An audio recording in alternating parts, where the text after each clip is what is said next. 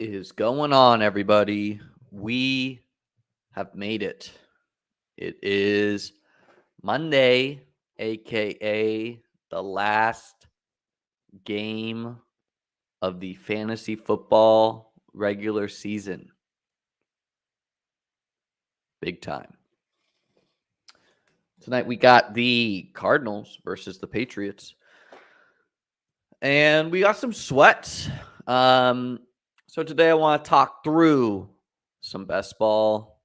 Hopefully get you guys to also hang out with me, share a little bit about your best ball teams. Gonna take a look at some of my underdog teams, of course, my best ball mania 3 teams. Gonna talk through some of the sweats I have tonight. And yeah, really excited for tonight. So let's share the screen. Overall, it was a good week 14, at least in the best ball streets for me. DFS seemed like a I played like Zay Jones and DJ Chark everywhere, but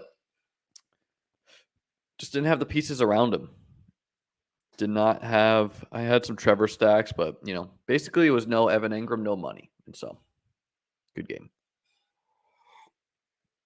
What's going on, Robert?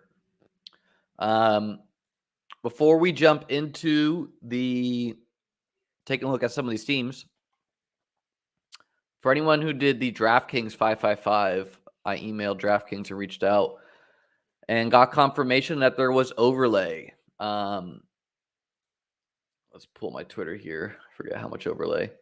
There will be overlay for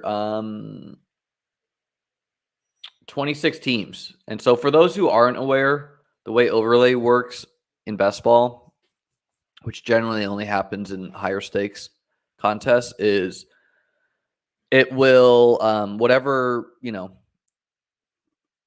basically round 15 will always be full. So it will just take the next highest scoring teams as wild card teams. All right, so let's look at some of these teams. Football, and I'll talk you through some of the sweats I have. This is worse on desktop, by the way. It's much easier to look at this on the phone. It shows the points scored and whatnot. But something I'm noticing is, and this is not shocking, but some of my higher scoring teams were some of the last teams I drafted. And for those who don't know, on Underdog, it's listed in order. It doesn't tell you the date or anything, but you could see I've named some of these. Like I named this one 147, added a little gold star because I think the team's good. But this means that it was drafted later. And so I drafted 147 before I drafted the one with Pete, before I drafted the one on 827, before I drafted the one which also is a sick team, before I drafted this team. And so these bottom teams here were early teams, many of them before we even had the NFL schedule, meaning they did not have playoff knowledge on them. And so same thing with the non-advancing teams. These are listed in the date drafted. So let's look at some of these teams. As far as Underdog, I looked last night. I don't have a ton of sweats on Underdog. I think I'm going to lose maybe 2 teams. I think I'm currently advancing 24 out of 150, which 25 out of 150 is exactly 2 out of 12 or mathematical expectation. And we'll take a look at the Siege team, CJ. We'll fire up that first. So yeah, I'm advancing below expectation. Maybe I don't think I'm going to get any of these third place teams through, but last year I only advanced 19 out of 150. So let's fire up the one with Siege. And I'm going to do on Twitter, I'll definitely be doing a thread with all my BBM3 teams and some thoughts on advancing.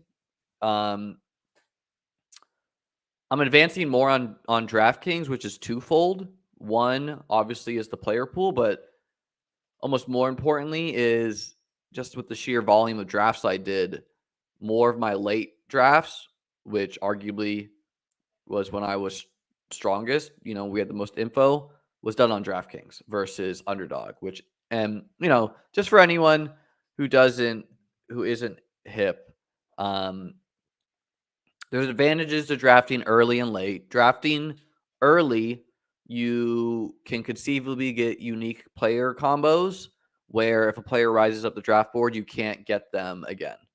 Drafting late, you have more information edge, which will allow you to draft players like a Jalen Warren, a Jordan Mason, a Deion Jackson, guys who made the roster who were not on your radar, and you're not drafting injured guys, etc.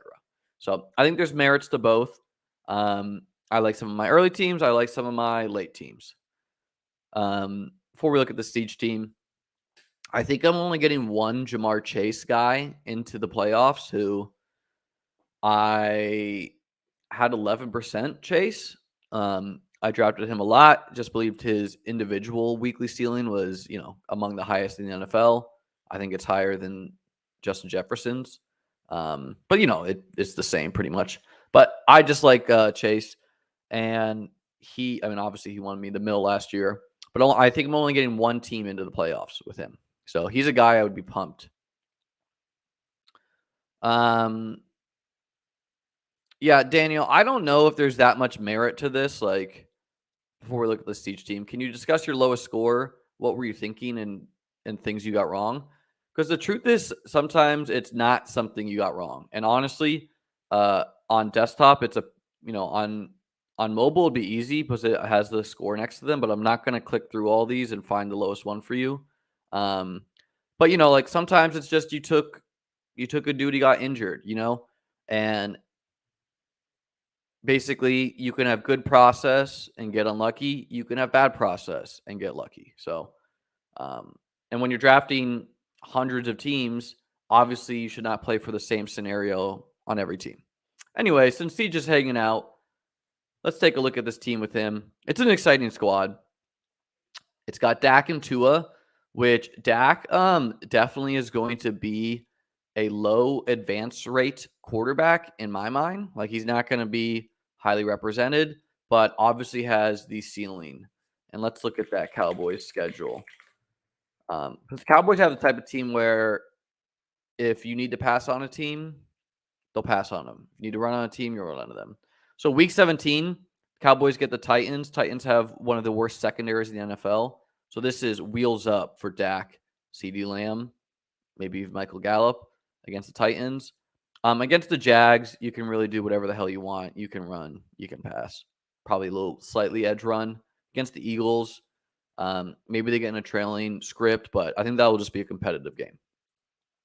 So anyways, we got Dak and Tua, and then we got Kenneth Walker, who we really need back for this team. And I'm hoping, I liked that the Seahawks rested Kenneth Walker for the teams I had on him. Kenneth Walker, too. I'm going to be doing lots of, I'm sure, lesson videos, but I think Kenneth Walker was a great lesson this year where, speaking for me, someone who drafted throughout the year, early on when Rashad Penny was cheaper than Ken Walker or the same price, I never took Ken Walker and I always took Rashad Penny because I thought that was wrong. And, I thought Ken Walker was too expensive. As the offseason went, Kenneth Walker and Rashad Penny flipped in the ADPs. And so I was not stubborn in saying, no, I'm strictly a Penny guy. I started to mix in Ken Walker as he got cheap. And obviously the way it played out, which, it's really important to keep in mind that if we play this NFL season again, some of these guys who smashed, like Josh Jacobs gets hurt week 1, no one's talking about Josh Jacobs. Rashad Penny doesn't get hurt, maybe no one's talking about Ken Walker. Now, I think Ken Walker is really talented, but still. So anyways, looking at my RB core here with Siege, we got Ken Walker. Melvin Gordon sucks. That's a Siege pick. Michael Carter sucks. That's a Siege pick. Just kidding with you, Siege. Herbert, I think you should be excited to have on your playoff teams. I think he'll be a decent advance rate guy just because he was such a smash early on. But obviously has done nothing for you lately and should be back by week 16. Now, the Bears have 2 really tough matchups. Week 15 and 16, they play the Eagles, and then the Bills. But then they get the Lions. So Khalil Herbert against the Lions week 17 could be wheels up.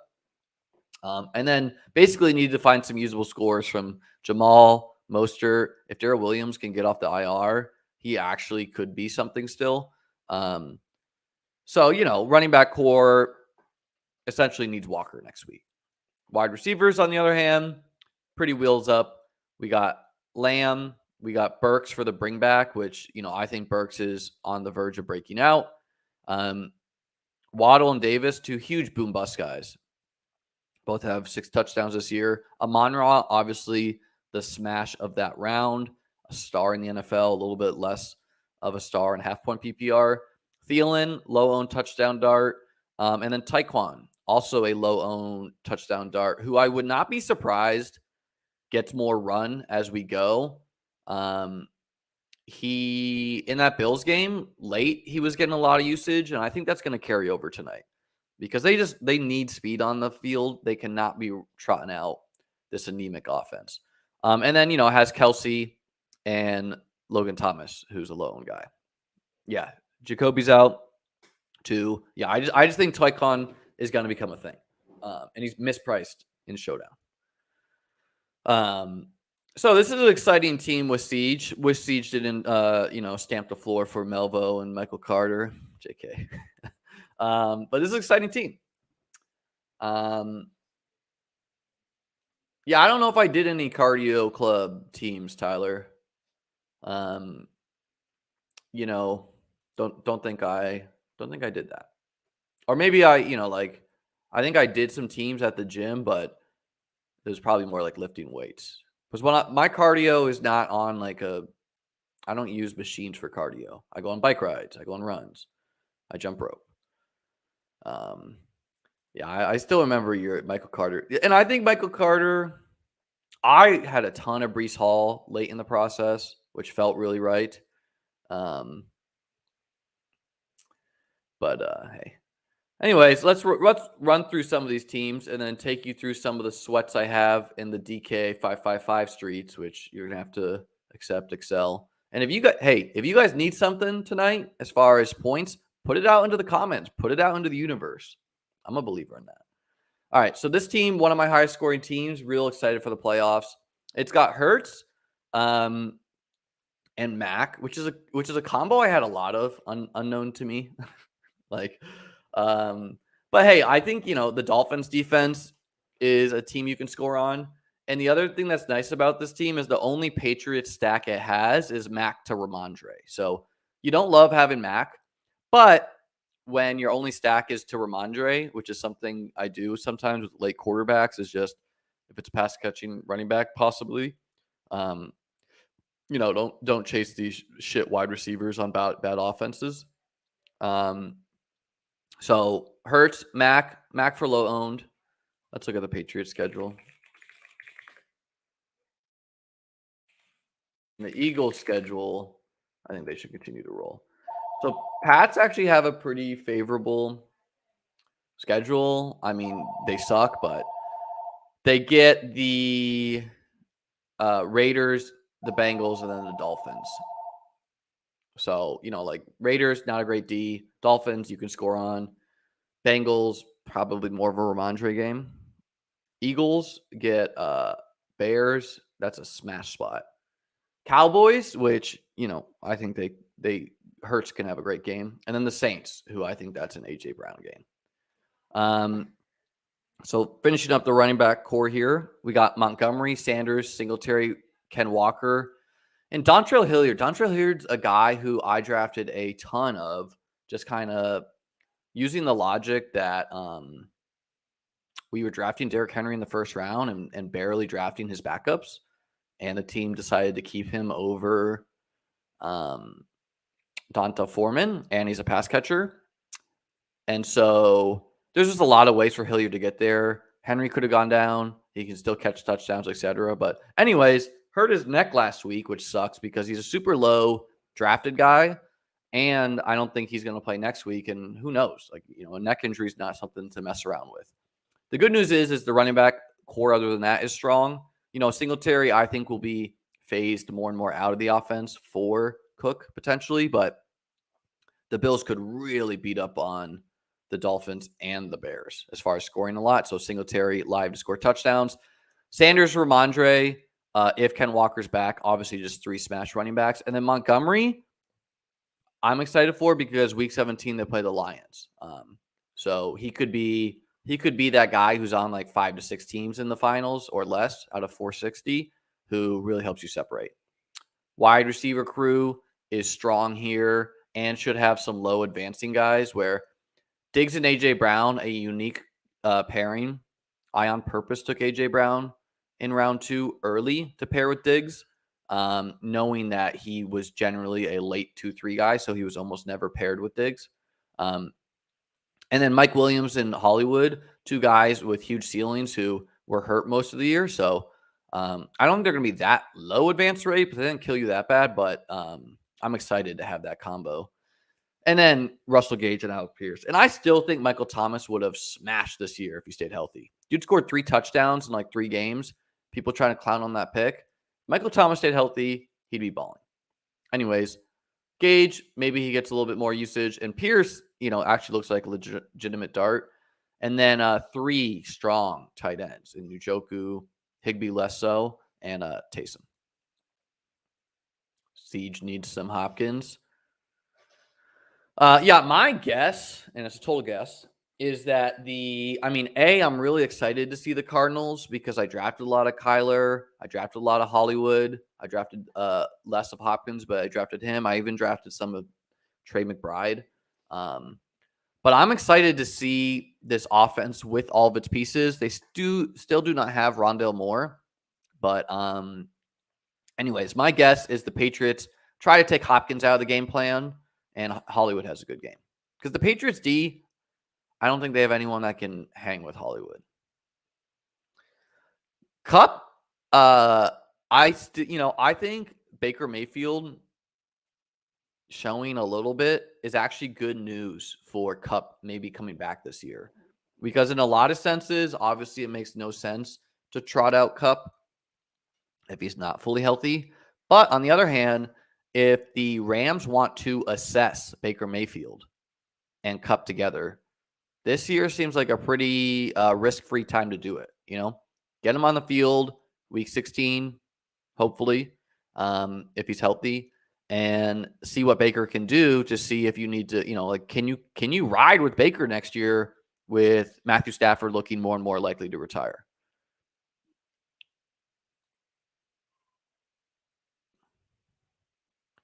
Sitting in third with 1 game to go is wild. Yeah, I'll jump the shark real quick here. There's one team who I'm going to miss out in the playoffs in the 5-5-5 by 0.14 DraftKings points. So a yard, less than a yard and a half, am I going to miss the playoffs? The good news is I might make these are my wild card potential teams. And again, there will be 26 wild cards in the 5-5-5. Let's take a look at some of these other teams. This team with Pete and I got Pete on right before the season ended. Definitely going to advance. Hurts and Fields, just like the nut combo at quarterback. And then some running back darts who more, some of them you're more excited for, some of them you're less excited for. Hunt, I guess Chubb could get hurt. He's had a really disappointing year. I thought he's just not playing that much. Cook, I think, is going to be more and more involved, so I'm real excited for all Cook I'm advancing. Carter looks like he sucks. Mostert, I don't know. I still think the Jeff Wilson injury 2 weeks ago has something to do with it, but Mostert played, and Wilson got banged up again last night. But, Mostert potentially could be the workhorse for the Dolphins going forward. Jamal, obviously, a touchdown vulture. Dameon Pierce was seen limping after that game. So if Pierce misses, you cannot just run with Rex Burkhead. Eno would definitely be seeing the field. And then Tristan Ebner looking like a 0. But the wide receivers, you got Diggs, you got A.J. Brown. Again, that unique combo. And then you got Sutton, who's ass, but, going to be low advance rate. Gabe Davis, high touchdown upside. If it's not a Diggs game, maybe it's a Davis game. Mooney out for the year. D-Hop, the smash pick of that round. And then a lower-owned Quez Watkins correlation with Goddard, from what I can tell, might play next week. And Kaseki is awful. This team is probably my best team. I wanted to talk about something too. Like, I agree in general that the lower the score an advancing team generally means it's unique. So, like, if you had a choice of advancing all second place teams that were fully healthy versus all first place teams, you would probably choose the second place teams just because if they're fully healthy, just because the whole combo is unique. But because it just barely got in. But you can also have unique combos and be a high scoring team. Because just because you have a league winner and it's high owned, the combinations of the league winners might be low owned. So this team is just sick. Obviously, I think if it took Josh Jacobs, it maybe would have even won the $1 million. If I just misclicked Jacobs over Zeke or something. So it's got Cousins, Tua, and Fields, which you feel real good about this quarterback trio. And then it's got Nick Chubb, Zeke, Sanders, Damian Harris, and Rashad White. So the hope is that Damian is back next week and hopefully fully healthy. Rashad obviously trending up. Sanders, a great pick. Elliott, he's a touchdown guy. The Cowboys are going to win games. And then Nick Chubb, who obviously can do it any game. And then the wide receivers only took 6 of them and took 2 guys in Hopkins and Jamo who were injured to start the year or out.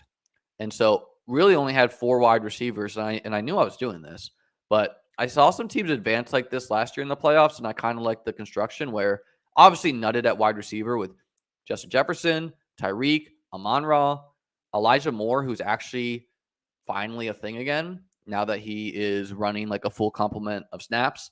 And the Jets have great playoff matchups. And then Hopkins and Jameson Williams, who, I would hope is around 50% of snaps next week, maybe. Not, I posted this on Twitter. Not only did he score that touchdown, but maybe even more importantly to that coaching staff, he laid a vicious block on a safety for Justin Jackson to score. And I just know Dan Campbell is going to get amped the fuck up watching that tape, and he's going to get on the field more. And the Lions look real good. And then it's got Njoku, Taysom Hill, Brevin Jordan, and Logan Thomas. So one with 4 tight ends. 2, I would say you're really excited for, in Njoku and Hill. Another one, Logan Thomas, a guy I'm a believer in. Wentz is off the IR. Maybe he gets to start again. And then Brevin Jordan is like active 1 week, inactive the next. He's honestly awful. He scored 12.8 half-point PPR points this year. Logan Thomas is at least at 39. So this team is pure sex. Let's get to some of these questions. Yeah, I already said why I thought they'd do that. I think they'd do that to assess Baker as far as getting cut back on. That is fun. I don't have that many third place teams that have a sweat. And honestly, many people won't, because like basically if a person had like, Josh Jacobs and blank, they were probably advancing at a super high clip. Yeah, yikes. Last year I advanced, I said this earlier, but I advanced 19 out of 150 last year, sitting on 24 right now. Guessing it's going to be around 22. That'd be a big guy to advance who's real low owned. We'll look at some playoff schedules here soon. These teams are fun. Their quarterbacks are rough, but they got so this is just a Kirk Cousins team with CMC, Sanders, Damian Harris, Pacheco, and McKinnon. I did this combo quite a bit on DraftKings, more on DraftKings, sometimes on Underdog, both because they were cheap. I didn't believe in CEH, and it was like a 17th round draft pick and like a 14th round draft pick to secure the Chiefs backfield, where I thought it was like logical. Pacheco could be the guy getting it done on the ground and McKinnon in the air. So excited for this combo. Dutcher Hilliard again. Have him everywhere. And then this team is I did not draft that much Kyle Pitts, but on the teams I did, I also did not I was not a believer in him this year. So looks like I tripled tight end because I was not a believer in a 2 tight end Pitts team. This team is it's going to make the playoffs, but it's only Mac Jones. And then because I think Marcus Mariota's benched and Wentz is off IR at least. So conceivable he plays again. But basically, if Mac can score 20 each the next 3 weeks, which crazier things have happened, they're playing the Raiders, the Bengals, and the Dolphins. Other than the Bengals, I think 2+ matchups. CMC, Hutt, Gibson, Pacheco, whatever. Really fun group of wide receivers.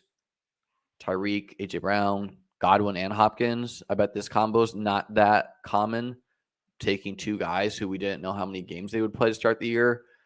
Tony, Gage, maybe finally healthy, and Dubs, who should be back. And then looks like I have 4 tight end with Kittle. And I did more 4 tight end teams this year with the eye on playoff groups and the finals, basically saying we saw the last 2 weeks. When Kelsey fails, the dudes who fall in the end zone are the guys that you want that week. So this past week, you wanted Dawson Knox on your teams and you wanted Evan Engram. So basically if you nailed these picks, let's take some darts at finding those guys, and Gesicki going to be super low owned. Hunter Henry going to be super low owned.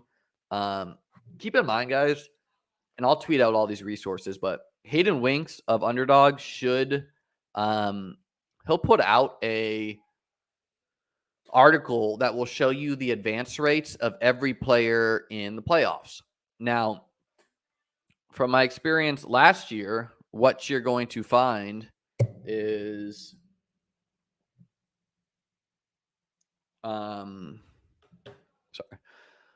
what you're going to find is if a guy goes off week 15, it doesn't really matter their advance rate. I can give you 2 examples from last year, Gabriel Davis and MVS. I think both of them were below expected advance rate players because they didn't do anything in the regular season or too much.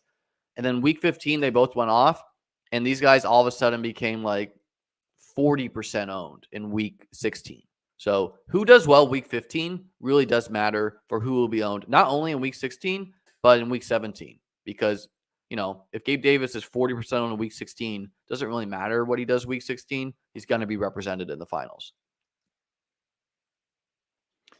Yeah, this is not something I do too much. I know some people did that, but basically, and I did it a little bit with Malik Willis. Basically, it's hard to separate at quarterback, So taking a guy is a 0. Even if you get a Huntley team into the playoffs, who cares? That's basically it. Yeah, but it's a frustrating week. But keep in mind, you probably just had a bunch of dudes that finally hit buys, or when you have week 14 bye guys, the other teams in your league had those buys affect them. So, I got a Driscoll team, baby. Let's look at that one. That team's real fun. Nick Rudman tweeted this out. Works for Underdog.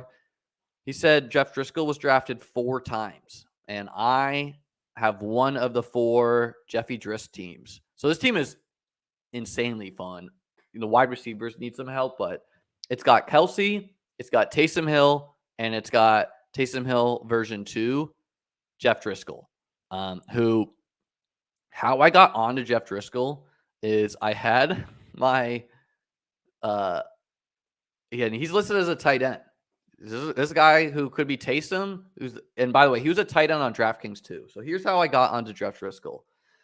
I had my cousin on, and on my channel, if you go back to my channel and you find the Family Matters draft, I had my cousin and my boys from home on, and somehow Jeff Driscoll got brought up, and like he was not a guy on my radar. And I was like, hold on, Jeff Driscoll. And I think he is a quarterback. So I looked it up. He's a quarterback, and I saw he was listed at tight end. And a lot of people don't know this, but I think the reason why most of the field was on Taysom Hill is because at the start of Best Ball Mania 3, I went on Davis Maddox pod and I told Davis about Taysom Hill. And Davis is like, oh, that's really interesting. And then Davis told the world about Taysom Hill.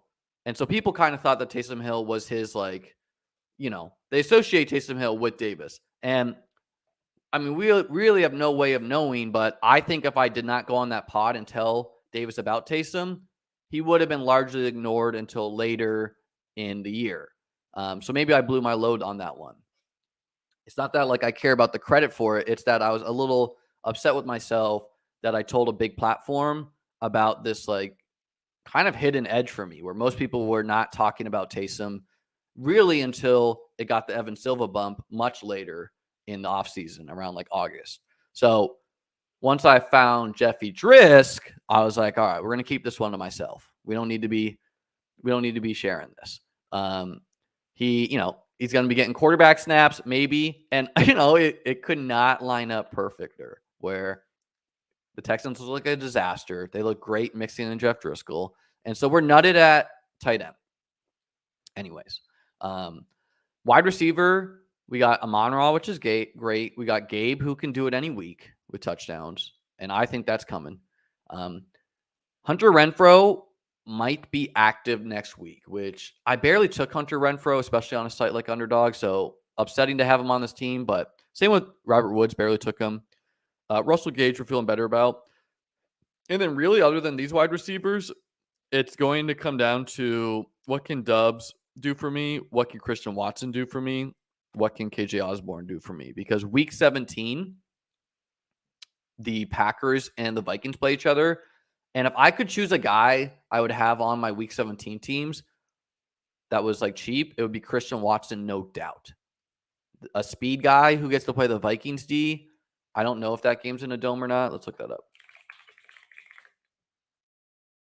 It is at Packers, but that doesn't even matter that much, because it's Aaron Rodgers throwing to him. And then running back and quarterback is really exciting too, because I took two guys with the week 7 bye in Josh Allen and Kirk Cousins. I do that sometimes because I know it's a super unique combo. Most people do not like to eat a 0 knowingly. And then because this team had Josh Jacobs, which I only put Josh Jacobs on like 4 or 5 Best Ball Mania 3 teams. I don't know why, because I didn't even dislike Jacobs that much. But because I had Josh Jacobs, it allowed me to advance this unique core of running backs too, where as Cook, who's disappointing and technically correlates with Cousins, or has negative correlation, which is just as good for Best Ball. Has J.K. Dobbins healthy now? Awesome. Wheels up. Mostert, maybe the running back 1 now. Obviously, Jacobs smash. And then again, Dontre Hilliard. Again, a guy I have everywhere. Who we're really hoping for in 2 weeks. So basically, the hope is that Jeff Driscoll is just playing quarterback. And, I don't have to worry about running into another Jeffy Drisk team. I might be the only guy who advanced a Jeff Driscoll team. And I thought this was a super sharp pairing to do Kelsey, and the perfect tight end 2 was a Hill Driscoll type where it's Kelsey every week. And when it's not, hopefully it's the guy who could play quarterback. Yes, Daniel, I can review my exposures. Let me do that a second.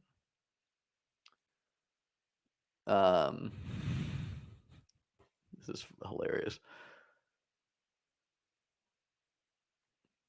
Oh yeah, as long as it's not wind, I think rain, I think snow helps offense because it's much harder to play corner, Me and Dave Kitchen advanced some teams. Let's look at some of my exposures. I posted this on Twitter, and I'll reshare this after we get the official locks. But why I'm excited to be advancing around expectation is I really don't have that much exposure to. This is the wrong thing. I really don't have that much exposure to quote unquote league winners. I think my teams that are advancing are like real, wagons, you could say. All right. Come on, underdog. What's going on here? Okay. Filter this for the $25 only. Okay, so let's go position by position. So here, Jameis and Trey Lance were my top 2 quarterbacks drafted, and both barely played this year. I'm hopeful Jameis could come back, but this is why I'm excited to have around 25 teams out of 150 advancing. Is I have a lot of zeros in my portfolio. So like 0-0, obviously Hurts was a smash. Mac Jones sucks. I was just kind of like hopeful they could take a leap, but I think that's a good lesson in trusting that the OC sucked. Josh Allen, good but was expensive. Goff, a smash. Wentz actually is helping me advance some of these like 3 QB teams because he was smashing to start the year. Kyler, not that great. Dak, not that great. Fields, good. Mariota, okay. Cousins, okay. Cousins, like, good. Brady, not great. Wilson, not great. And then, the rest of the guys. Running back, again, some big zeros in my portfolio. And again, this is why, if I drafted all 150 of my teams in the last 2 weeks of August, maybe I'd be advancing 75 teams. But I advanced teams in May when I thought Ronald Jones would be a thing. All of this Ronald Jones exposure, which used to be like 40% or something insane, was from like, before August. I don't think I took Ronald Jones again. So obviously you don't love seeing him. Crazier things have happened, though, than him contributing in the playoffs. Cook, a guy who real happy to have on my teams that advance. Hines, I think got a good run out and like probably wasn't a great pick. All my exposure, though, to him was back when he was real cheap. TDP did not work out. Obviously, that was a risky pick, and CMC going there ensured it would not work out. Sanders, great pick. Singletary was, I wanted Singletary or Cook, just believing one would be important. Swift, real excited to advance the teams that I have him on, but, got injured. Rashad White was good. ETN, okay. Henderson, man, what a disappointing year for Hendo. Patterson and Fournette, Penny, got 11% CMC, advancing quite a bit. Brian Robinson, low key, really key for my teams. So yeah, and then running backs, wheeling it out here. Had way more Breece Hall in the high stakes on DraftKings. He was being like disrespected on DraftKings. Yeah, I mean, in Millie Maker Fields, I'll do weird stuff, but it's just hard to take a round 2. Like, when he was round 2 a lot. When Josh Allen was round 3, I was way more interested. Wide receiver, Gabe Davis has not been, he's been healthy-ish. He scored 6 touchdowns, so he's not hurting you by any means. Stephon Diggs at 20%, obviously, is kind of what, looking at those misses in quarterback and running back. The Diggs A.J. Brown is really lifting up my teams. And the Diggs pick is so big because it means I was not selecting Dalvin Cook. It means I was not selecting Najee Harris. It means I was not selecting these other dudes around him. Like getting the Diggs, the Adams, the guys like that, Kelsey, over the Dalvin Cooks, the Najee Harrises is everything. So Diggs really helping me advance. And I thought no, Diggs was coming off an off year, but the league is a copycat league, and I thought seeing what Cooper Kupp did last year, they would work Diggs in the slot more, and they have. Michael Thomas again, I thought he would smash. Hollywood was looking like a smash, got hurt, but still excited for him. Russell Gage, I was just I thought he would. I still think injuries played a big role in him, but he's obviously been disappointing. Debo, again, I just thought Debo was so talented. The CMC ending up there is obviously terrible for his run out. And then he got a high ankle sprain, so that sucks. Might not see him again this year. Sky Moore, rookie, risky. Alec Pierce is actually working out for where you got him. Chris Godwin, potential to, the Bucks schedule is like pretty favorable coming up. So I'm like low key excited for any Bucks teams where they get the Bengals, which could be a shootout.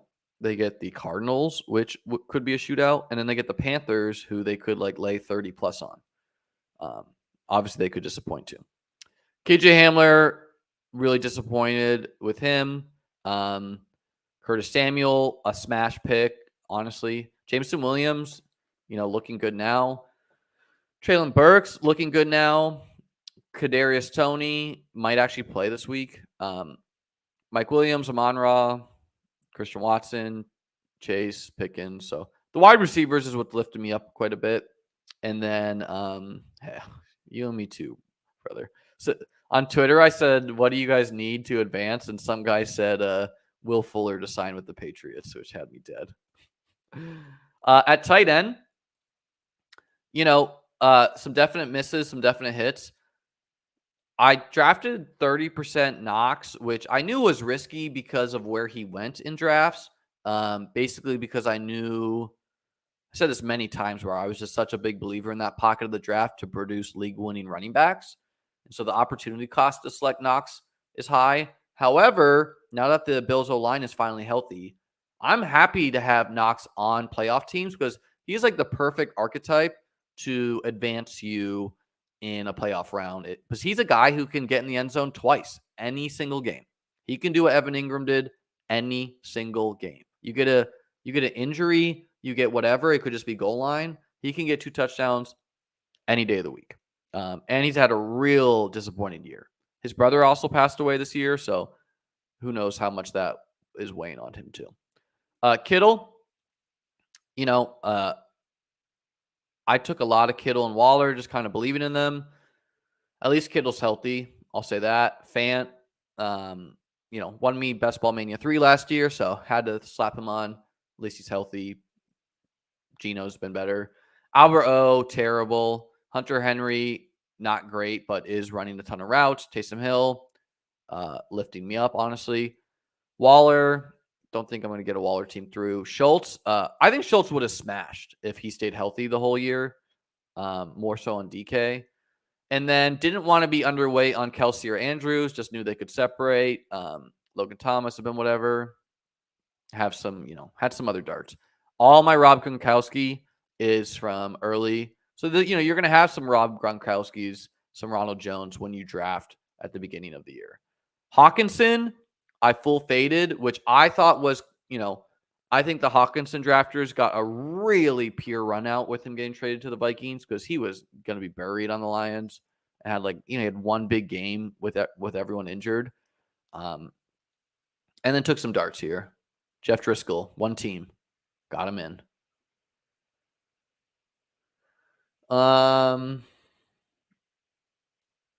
Well, I'll show you my big dog teams here, but and I'm gonna bring this up to Underdog, but Underdog just did not roll out their high stakes drafts in time, in my opinion, because I had already put down so much action on DraftKings, who rolled out their high stakes best ball early. And so I just didn't play that much on Underdog. I played whatever budget I had left, so I only did 8 big dog teams and 1 mastiff team, which, was like a Dak Matt Ryan team. So it's dead. Yeah. I mean, I don't think this exists. I think let's look at my teams. Let's look at some early ones. Let's look at some late ones. I think it's possible to have good teams that were drafted early and good teams that were drafted late. They both have different benefits. So this team, probably my strongest team, was drafted late. Very strong. Let's find a team that was drafted early. So this team I labeled strong everywhere. Also a great team. So this team was drafted early, very early, before we even had the schedule. It's got Hurts and Goff. It's got CMC, Nick Chubb, Jacobs, Cook, and Hines. So 2 Bills running backs who's kind of fun because I think Hines will definitely score touchdown eventually. He's getting on the field more for these like end around type stats. Could always score a punt return touchdown too. So nutted running back combo.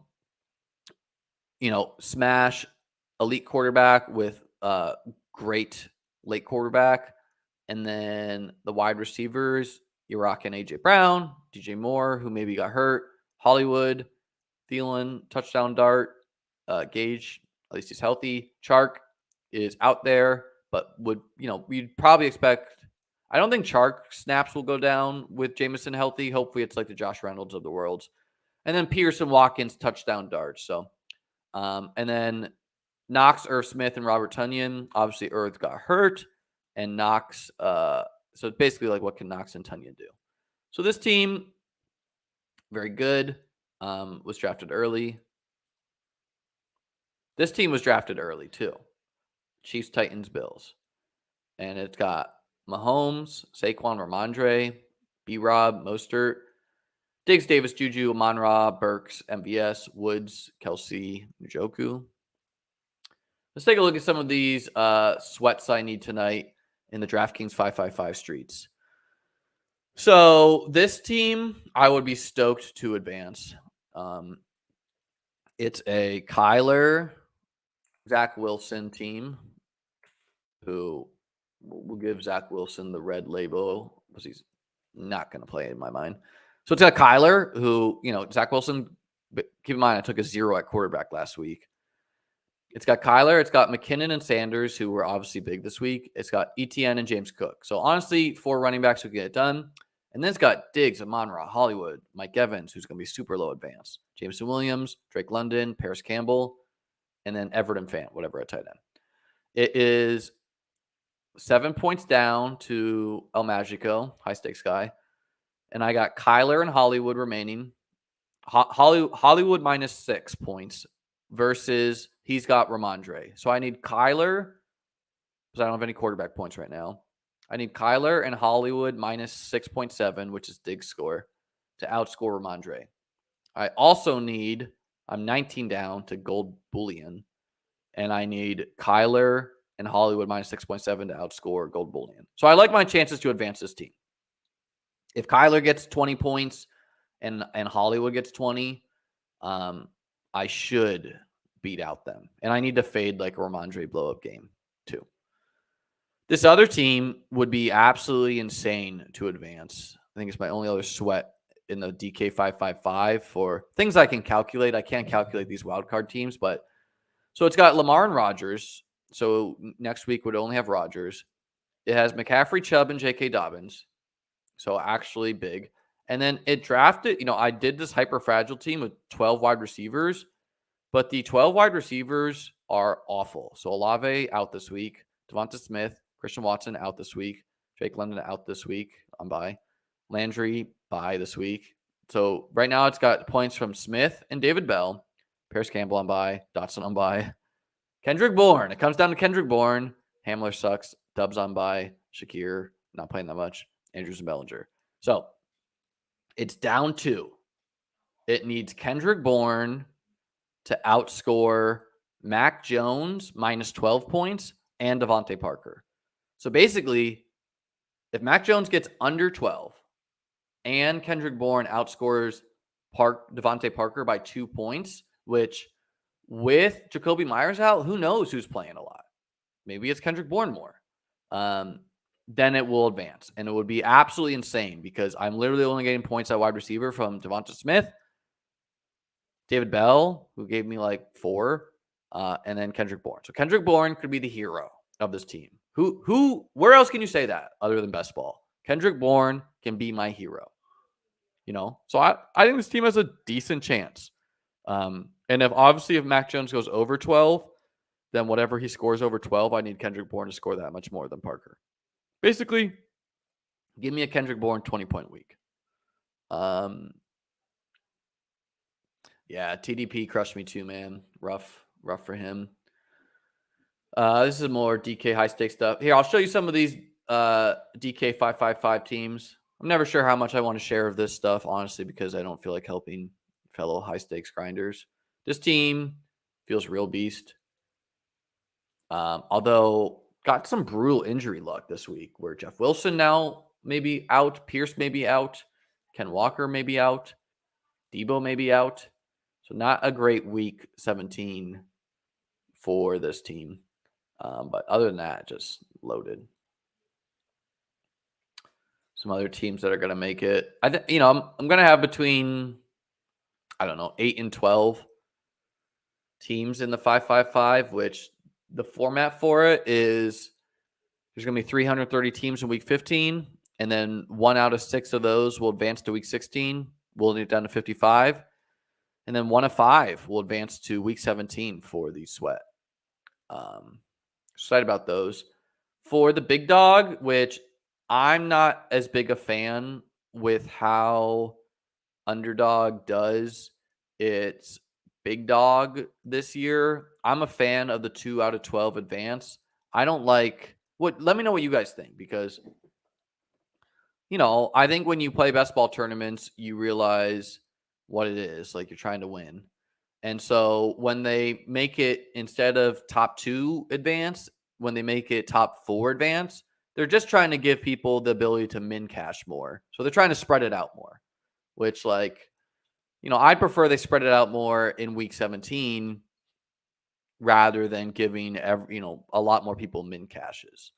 But maybe it's better for the ecosystem of best ball to have more min cashes so people keep playing more. I don't know. Anyways, I think I'm going to get 2 teams out of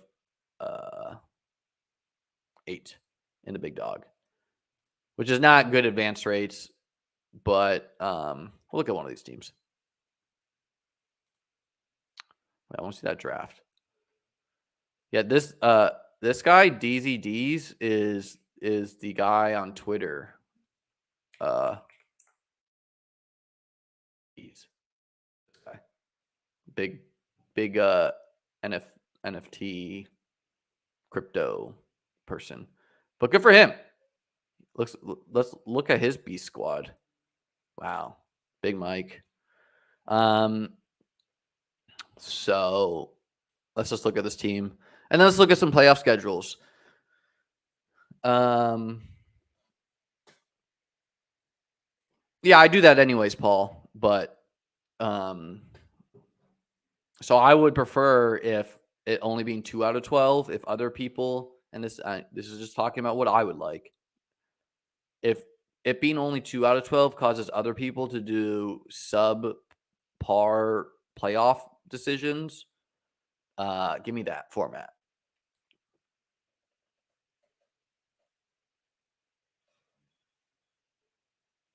I don't know what you mean by this. DK has no interface to help you. So this is a Josh Allen, Trevor Lawrence team with Saquon, Singletary, Pierce, Michael Carter, B-Rob. Get that Q tag off my guy. Dearness Johnson, who done nothing. Then it's got Davis, Kirk, Olave, Gage, Gallup, Jones and Jones, and Andrews and Kittle. So not the best team in the world, but hey, it's a small contest. So Josh Allen, I think, brings us perfectly into a guy. Let's talk about some guys I'd be stoked to advance, because I think you should be really excited for every Josh Allen team you are advancing to the playoffs. They've had some, Josh Allen specifically has had some subpar fantasy performances recently, coupled with the fact that a lot of talented second-round players were selected around him, or third-round players were selected around him, and guys like Hurts and Mahomes, etc., equaling Allen at cheaper costs. I think you got to be stoked for every Allen team you advance, because I don't know if you can find a more appealing schedule where against the Dolphins, the Bills are going to score a shitload. I can guarantee that. The weather maybe will play an impact here, but this Dolphins D is going to get shredded. And then they get the Bears, who the Bills could drop literally 50 on. Terrible defense. And then they finish up with the Bengals, which the Bengals is actually a good defense, but it just feels like when the Bills play good, not great defenses, that's a spot where, and this could be a big game for seeding purposes, because the Bills need to win to control their destiny. But they get the Bengals. Feels like a spot where Josh Allen will do it with his legs and make the Bengals pay. So I think you got to be real excited for all Josh Allen guys to advance. On the other hand, I think Tua has, to me, and I've been saying this, I think the Dolphins built a team that can destroy bad defenses. But they don't, they got a tough schedule. They got the Bills, who is still a really strong defense, who's going to get a pass rush. They get the Packers, who is not a good defense, but they are much worse against the run than the pass. And then they get the Patriots, who I think are not as talented as people think, but still held them in check and could potentially be a playoff type game for both of them.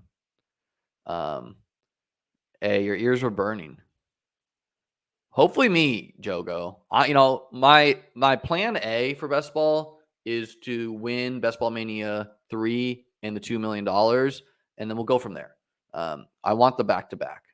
And then someone else can win BBM 4.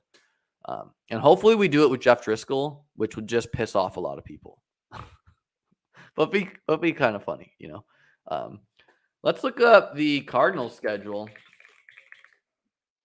I think this is a team with a low-key, okay playoff schedule where Kyler not going to be the highest advance rate guy in the world. So I'm excited for this, where you get the Broncos, who, the Broncos still have a great D, but, the question is motivation in any given week. And we've seen them just be worse recently, other than the Chiefs game. Then you get the Bucks, who I think are clearly trending down, and this could be a shootout. And then you get the Falcons, week 17, which is wheels up. Shout out some schedules you guys like. Let me know. Let's look at the Bengals, because I think Jamar Chase is a guy you got to be stoked for. So they get the Bucks, which he should do great at. They get the Patriots, which you may think is a bad pool. However, if you look at the Patriots versus elite wide receivers, they've been destroyed. They got destroyed by Justin Jefferson. They got destroyed by Stephon Diggs. They got destroyed by nearly every elite Mark Andrews, not a wide receiver, but still did it to him. Basically, they're not built to hang with the big boys in the NFL. And then they get the Bills, which, I don't think Trey White can shut down Jamar Chase, but that really will come down to how does the Bills D-line do. But Jamar Chase could do it in the game. The Eagles. Let's definitely look at the Eagles. The Eagles are going to be super high owned. And let's also look at the Bears, because I think Justin Fields will be a high owned, but has a bad schedule other than week 17. So the Eagles get the Bears, who they're going to stomp. They get the Cowboys, which should be maybe a competitive game, or stomping by the Eagles. And then the Saints, which to me, I just feel it in my bones. This is a game where A.J. Brown is going to shrug off Marshawn Lattimore and be like, "Get off me, little boy," and go crazy. The Bears, on the other hand, one of the worst week 15 and 16 draws you can have. And Eagles, Bills, at least their home games for them, and then a great week 17. So the Fields, Hurts, Fields, Allen, teams like that might be the nuts for playoff purposes, where you can drag a Fields to week 17 and then Fields does a week 17. Fields could also obviously do it more against the Eagles, I would say, than the Bills. The Bills seem to do well against running quarterbacks, but they haven't seen a guy like Fields this year. I mean, they saw Lamar. But the Eagles you can run on a little bit, but Jordan Davis is now back. Let's look at some of these comments here.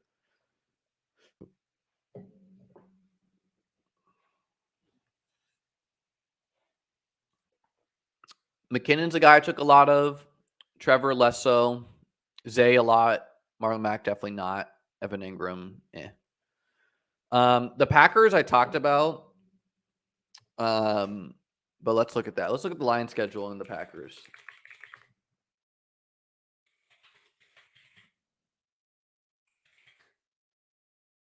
Lions. We'll look at the Chiefs. And let's look at the Chargers too. Okay, the Lions. They got the Jets next week, which is a playoff game for both of them. This is no doubt about it, a playoff environment for both. Lions win, they're 7-7. Jets win, they maybe could catch the Chargers, and the Chargers have an easy schedule. So they get the Jets, the Panthers, and the Bears, which to me, this is why I'm so excited for every DeAndre Swift share I can get into the playoffs, because it's easier to run on the Jets than it is to pass against them. The Panthers is also easier to run on them and is bad against the run. And the Bears are bad against the run. This one is in the Lions Dome, though, so like I'm wheels up for Swift and Jamal to a lesser extent. But really, all Lions pieces are exciting. This game could also be, maybe the Lions get a little bit more shut down by the Jets D. So we'll see on that. The Packers, they got the Rams, which, I think a wide receiver or two can get there. Maybe Christian Watson. The Dolphins, running backs and wide receivers. And then the Vikings is just wheels up for Christian Watson week 17. The guy I would be most excited about to get in. Chiefs, they got the Texans, the Seahawks, and the Broncos. So I think this is actually a really interesting spot to discuss the Chiefs because, they're going to be double-digit favorites against the Texans. They might be double digits against the Seahawks. They'll probably be double digits against the Broncos. But basically, it's possible Travis Kelce does not pop in any of these games, or at least not week 17. We just saw Kelce have a not great performance against the Broncos, and the running backs got there more. The Texans, they're a run funnel. It's really easy to run on them. But you can do whatever you want. It's just I don't see the Chiefs trying to, score 50 on the Texans, but they could. The Seahawks, this game could be a shootout, so maybe this is actually a smash spot to advance. But then the Broncos again, which if the Broncos are motivated and weird Chiefs players are scoring, maybe this breaks up a bunch of chalk advancing guys. Chargers, I'd be real excited for all Chargers pieces. The Chargers look fine and healthy. Smash spot against the Titans for Herbert and the wide receivers and always Eckler. The Colts D, not that great. Good spot for the Chargers. And then the Rams, who you could beat with the wide receivers. For which contest, Derek? You talking about Best Ball Mania 3?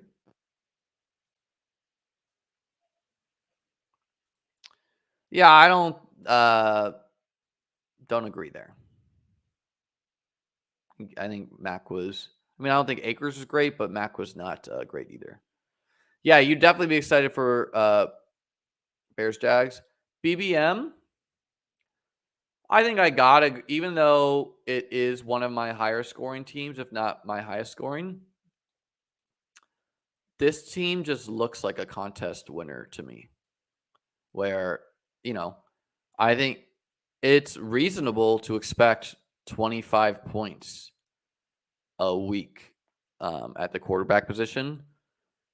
It's reasonable to expect 2 of 5, maybe 3, to approach 20 points. So we're looking at 25 plus 40, that's 65. It's reasonable to expect, 60-ish points from the 3 wide receiver spots. So 65, so that's 120. It's reasonable to expect 10 a week at tight end, I think.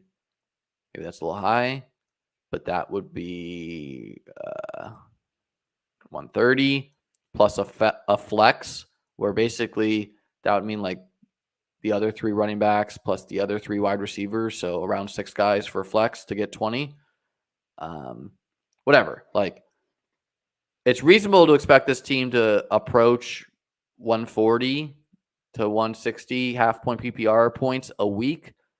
which should get you to the finals. But then just how do you do in the finals? You know, just the Cousins and Tua with the alpha stacks and JJ and Tyreek. And Tyreek injury, that could be low key big. His ankle look hurt. Let's look, the Bills Dolphins weather is a little suspect. So maybe he is a guy who got you to the playoffs, but now is shut down. Christian Watson. Yeah, not much, Chipsy. Like I multi-tabled some puppies. I do like occasional, but generally I'm trying to sun run big prizes. I'm not like doing like the 5K to first. Thanks guys, thanks. I think this team too is really exciting. Where you got Hurts and Mac, which basically just Hurts. And then, 6 exciting darts at running back. Unfortunately, 2 might be injured, maybe just 1. 4 strong wide receiver ones. It's arguable maybe Hollywood's a 2 with 2 darts. And then 3 solid tight ends. Drafters, like I got some strong teams, but nothing that's in the top 100 or anything. Let's take a look at that, Daniel. Cool thing about Underdog is, unlike DraftKings, is you can go through your team and find it. So these are my 3 finals teams last year. I had 1 in the War Room, 1 in the Puppy 1, and 1 in Best Ball Menu 2. This Puppy 1 team is low-key fun. It was a 4 QB team I had a ton of Ramondre last year, with a dead CMC. So it was really just like Ramondre and Singletary. And then really strong wide receiver core with A.J. Brown, Chase, Pittman, Jefferson, Elijah Moore, Gabe Davis, Jacoby Myers, and then Andrews and Pitts. So that team took 6 in the Puppy. I'm going to show you how many points it scored each week in the regular season too in a second here. In the contest, it scored 201. So like one of the highest scoring, it put it all together week 17 with just smash. So lapped the competition here. Here's Pete. Shout out Pete, who almost got 7th. They had a strong 0 running back team. But now, like, honestly, I don't know if something got messed up by them, but you kind of have to like piecemeal this to find how many points. Oh, this is the actual playoffs. So they have this like split up if you go into 2021. So let me find this. This is okay. So this is how we can find the team, and then I'll show you how it did each playoff round. So we got to find this team first, which I think I roughly know how many points it scored. I want to say it was like in the 1700s. So let's see if we can find that. I want to say like 1770, 1790. I think it was a first place team. Boom. Here it is. Okay, so this is the team that won the contest. Scored 1772 in the regular season. And again, this is much easier on mobile, but let's just spot check some weeks. So week 14 scored 150. Week 13, it scored, wait. No, this is just showing me. How do I see how many points it scored week 12? There's no way I scored 150.82 every week. I don't know, Paul. I'm not going to try. Yeah, so I don't know how to total this up, but it scored 1772 in the regular season, which was like fine, but not great. On desktop, on mobile, this is so easy because it shows you the point totals next to each one, which I'm not going to go on my phone to check, but I will check for you guys the semifinals and quarterfinals score. So this team, I made it with a 154 in the semifinals, which that was the week T. Higgins went off, and may have just gotten lucky and had no T. Higgins in my playoff pool, which that is part of the game, guys, is getting lucky with your playoff matchups, you know? Okay, no, someone did have T. Higgins. So how did he lose to me? He got no running back points. I remember last year was especially crazy because people had COVID. There was like all these injuries happening. COVID weeks happen. So he got this 37 burger from, he also got not that many points like that. But my team, how did I advance? I just advanced with a really well-rounded team, even though I didn't have T. I still put up 30 with Josh. And then I still got, I had the Monraw and Damian and Penny combo. And then Cooper and Chase did enough with Boyd doing enough. This team just missed making the playoffs by 3 points. How would it have done? Did not have Chase on it. It did have Andrews. It would not have done well. I think David Montgomery and Singletary had good weeks, though. Okay, and then let me find it for you in the... I got to find it for you here to find the advancing score.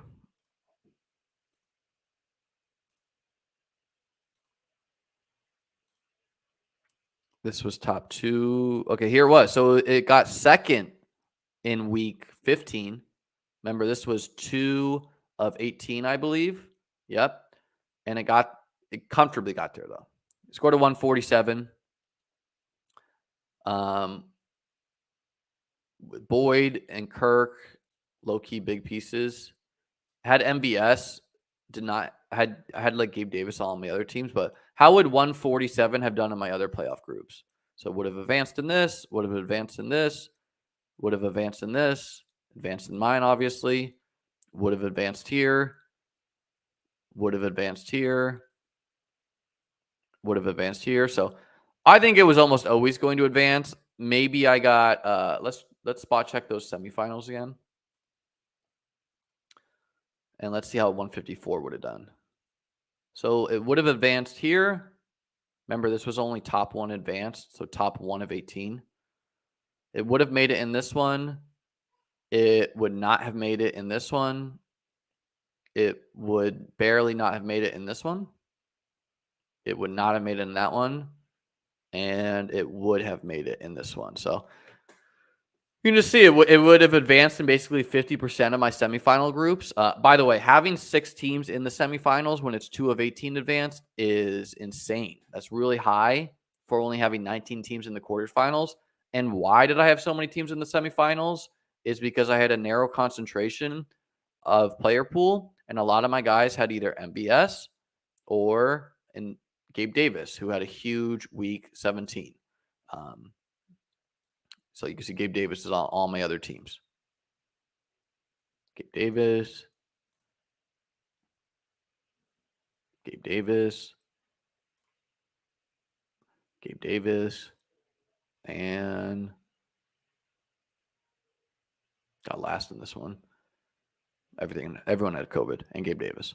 And so this is why for those who listen to my channel throughout the offseason, this is why I talked about having a narrow pool with some later round picks, because when those are the guys you need week 15, 16, all of a sudden you're advancing 6, 7 teams to semifinals, and you give yourself a good chance to get a team in the finals. And by the way, there are multiple people who had 3 or more teams in the finals last year.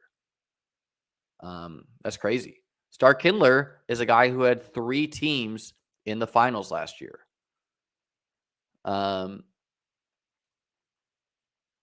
Yeah, sorry, man. 10 out of 150 is rough. But hey, if you have overlapping guys, you only need 1. You can't plan for pod placement. Certainly can't. Yeah, it's actually easier to make the finals this year, but the finals is much bigger this year. Last year it was 2 out of 18 and then 1 out of 18. And this year it's 1 out of 10 and then I think 1 out of 16. So mathematically it's easier to make the finals this year.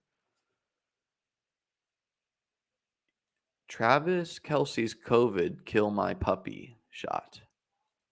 Huh. Yeah, you were only one of the people to have multiple teams in the finals. If we look at some of these, Dink Piece, who I don't know, he's either an ETR guy or, anyways, Dink Piece had a couple in the finals. I remember that. Here's one of Starkindler's. Here, Herzig was in the finals. I didn't even know that.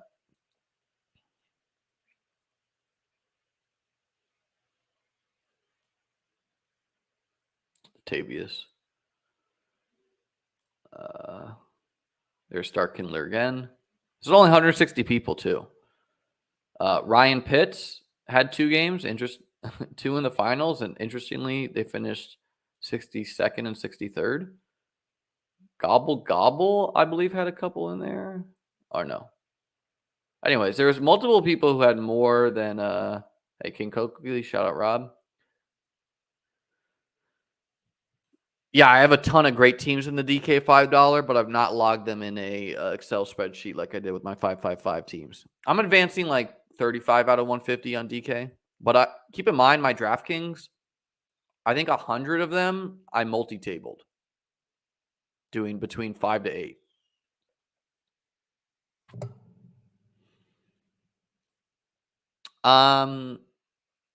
Okay. I don't know why you say that. The finals is 460 people in BBM2. Nick Bird, what's going on, my man? I'm way late. My DK Millie and Puppy 1 are looking like my strongest tournaments. DK Millie will be around 31%, Puppy 1 at 33. Yeah, Puppy 1 is pretty solid for me. I only did let's check it out. I only did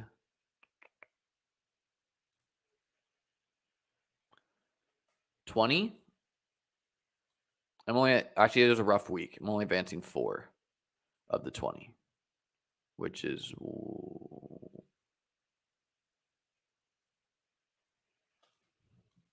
Jesus, it's early. 20%. Technically plus advance rate.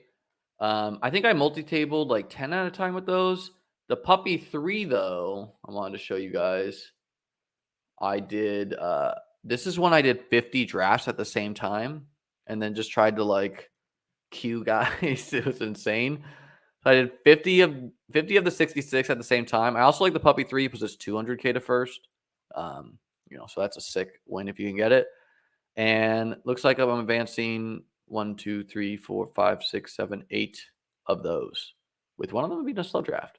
But the default structure for these were 2, 6, 7, 3. So most, it's a one of the 50 if it's a 2, 6, 7, 3. Great. A Russell Wilson Stafford team. A Tom Brady Jameis team. A Prescott Fields team. Okay. A Stafford Fields. I drafted so much Stafford this year. That's a lesson too for me. Tons of lessons. Daniel, I think this really depends where I am. I kind of, part of me wants to get my I sweated BestBall Mania 2 with the boys in my from home because we were at a bachelor party, and so I don't know if I'm hanging out with people at a bar, obviously not for the games. If I'm by myself at home, then probably.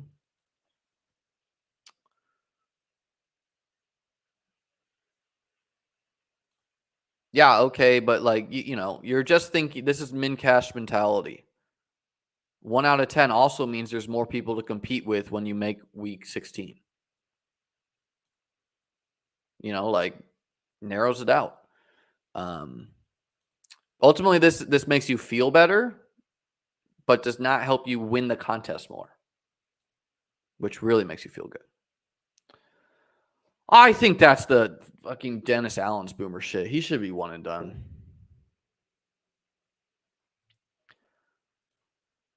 So many, man. Well, I'm not going to do 2023 takeaways in this video. This video is getting long as is.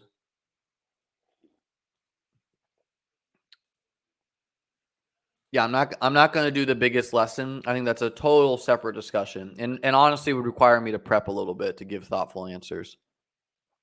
I definitely have a lot of lessons for myself, and I also have to think about which ones I want to share because I don't know. Like if I can grow my channel pretty big, then I have no problem giving out the keys to the kingdom. But if and that will really come, obviously channel growth for me will come from the summer when best ball is back in swing, unless I do some other stuff. But what if my channel's not big? I'm not going to give out every fucking sharp take I have to the million of sharp grinders out there. Definitely done that a lot.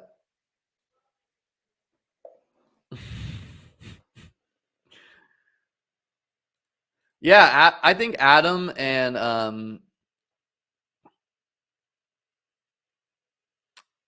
mean, this is definitely wrong. But we all want a chance, man. The dream's alive for us all until we're knocked out. I think Adams and Tyreek is a lesson somewhat. Those are two guys I faded to start and actually got on more as I went because as the season went, I just thought like, oh, the Dolphins are going to win like 12 plus games as the offseason. All right, guys, let's take a look at, before we get out of here, let's take a look at some Showdown. And then say goodbye for now. If you guys have best ball questions, ask them away. If you have ideas for videos you want me to do, ask them away. If you have people you want me to collab with, ask away. And let's build this. Let's build this with the community here. We got 50 lovely people hanging out with me on this Monday. 50 best ball degenerates. So we're going to have each person. And I will make the last selection, or I'll make my selection now. I'm going to throw Tyquan Thornton in the flex for us. That is my pick. And now the next 5 comments will make a team. And don't just type a name right now because we're trying to make a correlated team or something that makes sense at least to win this contest. So who's going to start us off with our captain? And after each pick, I think we'll wait 30 seconds for the next one just to avoid the we're not counting this as a pick. So someone give us a captain here. We're gonna give 30 seconds after I make each pick to give the lobby time to build this Showdown team with me. Personally, I'm playing Hollywood over Hopkins, playing a lot of Tyquan. And I want to be attacking this Jacoby Myers injury. Okay, let's see. We had Connor captain, Kyler captain, Marquise Brown captain. We're gonna, since I have such a selection, we're gonna go with Chipsy. We're gonna go with Chipsy here. Kyler captain. Okay, so now who's our next pick?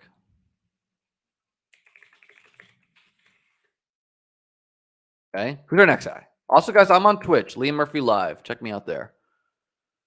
I don't know if this was for captain or if this was for an addition, but we're looking for our next pick. So we'll throw Hollywood in there. I like Hollywood. We're going to assume Nick meant Hollywood just on the team. He's way underpriced. All right, Connor and Connor. These guys are jamming Connor. Falling over ourselves to get the guy who gets 4 yards a carry. Bro Mondre. Do we even have enough? Okay, we got 5,400. So we want to get unique here. We don't want to give me a player 4K or under. Who is our 4K or under player? And we're not doing, nope, got to be 4K or under. So can't be Hunter Henry. Pat's kicker is too expensive at 4,200. Gotta go Jonnu. Some leverage off of the Henry. How many snaps did he play? I mean, he got 2 targets. 17 snaps. Yeah, I mean, I think Greg Dortch is a good play too. With doesn't take a genius that when Rondale is out, he should get more run. But this is our team, guys. This is the I don't know what to call this squad here. The Fantasy Football Legions team for tonight. Don't dupe it, but vary one of these players. So either swap a guy or drop out Jonnu and play who you like. And this is the brain trust here, guys. We got this smash of a team going for. Don't dupe me, Nick. If this wins and it solo ships, I will run a free roll. So $50 free roll. No, 15K free roll if this solo ships. But if anyone dupes it, the free roll's off. So, all right, guys. I'll definitely be back this week for a lot of best ball content. I'm fucking excited for the playoffs.